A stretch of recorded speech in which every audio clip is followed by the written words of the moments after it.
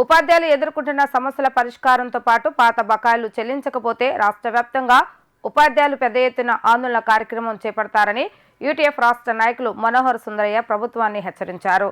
అధికారంలోకి వస్తే ప్రతి నెల 1వ తేదీన జీతం, మెరుగైన పీఆర్సీ సకాలంలో డిఏలు ఇస్తామని మోసపూరితమైన హామీలు ఇచ్చారని ఆగ్రహం వ్యక్తం చేశారు. ఉపాధ్యాయులు ఎదుర్కొంటున్న సమస్యలను పరిష్కారం చేయాలని యూటీఎఫ్ ఆధ్వర్యంలో ధర్నా చౌక్లో ఉపాధ్యాయులు నిరసన కార్యక్రమాన్ని చేపట్టారు.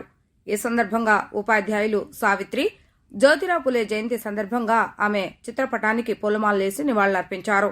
ఈ సందర్భంగా యూటీఎఫ్ నాయకులు మాట్లాడుతూ ఉపాధ్యాయులకు మెరుగైన పీఆర్సీ సకాలంలో డిఏలు ఇవ్వకపోగా కనీసం 1వ తేదీన జీతం కూడా ఇవ్వటం లేదని చెప్పారు. రాష్ట్ర ప్రభుత్వం స్పందించని పక్షంలో 8, 9, 10 తేదీల్లో 36 గంటల పాటు రాష్ట్ర స్థాయిలో ధర్నా నిర్వహిస్తామని తెలిపారు.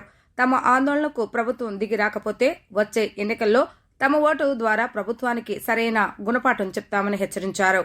1వ తేదీన జీతాలు చెల్లించాలని, ఉద్యోగులకు సంబంధించిన పీఎఫ్ బకాయిలు కానీ, ఏపీజీఎల్ బకాయిలు కానీ, సరెండర్ లీవ్ బకాయిలు కానీ దాదాపు 20,000 కోట్ల పైన పెండింగ్ ఉన్నాయి. ఆ బకాయిలని చెల్లించాలని చెప్పి, ఇంకోటి సిపిఎస్ రద్దు చేయాలని చెప్పి ఈ 3 ప్రధాన డిమాండ్లతో ఇవాళ యూటీఎఫ్ ఆధ్వర్యంలో ఇవాళ ధర్నా జరుగుతుంది. ముఖ్యంగా ఈ ప్రభుత్వం అధికారం రావడం కోసం ఉద్యోగులకు సంబంధించిన డిఏలన్నీ కూడా చెల్లిస్తానని చెప్పి, ఉద్యోగులకు మెరుగైన పీఆర్సీ ఇస్తానని చెప్పి, ఉద్యోగులకు సంబంధించిన సమస్యలన్నీ కూడా పరిష్కారం చేస్తానని చెప్పి ఆనాడు పాదయాత్రలో ముఖ్యమంత్రి గారు హామీ ఇచ్చారు.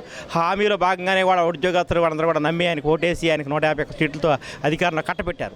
అధికారులు కట్టబెట్టిన తర్వాత వచ్చిన తర్వాత ఈ 4.5 ఉద్యోగులకు సంబంధించిన ఏ సమస్య కూడా పరిష్కారం చేయకపోగా దాదాపు డిఏలన్నీ కూడా పెండింగ్లో పెట్టి 5 డిఏలు పైగా పెండింగ్లో పెట్టి పీఆర్సీలో కలిపి ఘోరమైన అన్యాయాన్ని ప్రభుత్వం చేసింది. దీంతోపాటు డిఏలన్నీ కూడా పెండింగ్లో పెట్టడం జరిగింది. ఉద్యోగులకు సంబంధించి ఉద్యోగులు దాచుకున్న సంబంధించిన పీఎఫ్, ఏపీజీఎల్ వంటి బకాయిలు దాదాపు 20,000 కోట్ల పైగా పెండింగ్లో పెట్టి ఉద్యోగుల్ని తీవ్రమైన మానసిక వేదనకు గురి చేస్తుంది.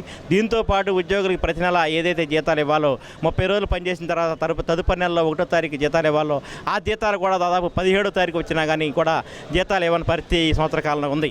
కాబట్టి ఈ నేపథ్యంలో ఈ ప్రభుత్వంతో అనేక సందర్భాల్లో చర్చలు జరిపినా కానీ ప్రభుత్వం వినని పక్షంలోనే వాళ్ళ యూటీఎఫ్ ఆధ్వర్యంలో జిల్లా కేంద్రాల్లో ధర్నాకి పిలిపించడం జరిగింది.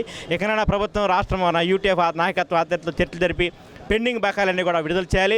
లేని పక్షంలో రేపు 9, 10 తారీఖుల్లో రాష్ట్ర వ్యాప్తంగా రాష్ట్ర కేంద్రంలో కూడా పెద్ద ఎత్తున ధర్నా చేస్తామని చెప్పి ప్రభుత్వానికి హెచ్చరిక చేస్తున్నాం. మెడికల్ అవసరాలకి అవసరమైనటువంటి సొమ్ముని కూడా ప్రభుత్వం వాడుకొని దాంతో పాలన గడిపిస్తూ ఉంది.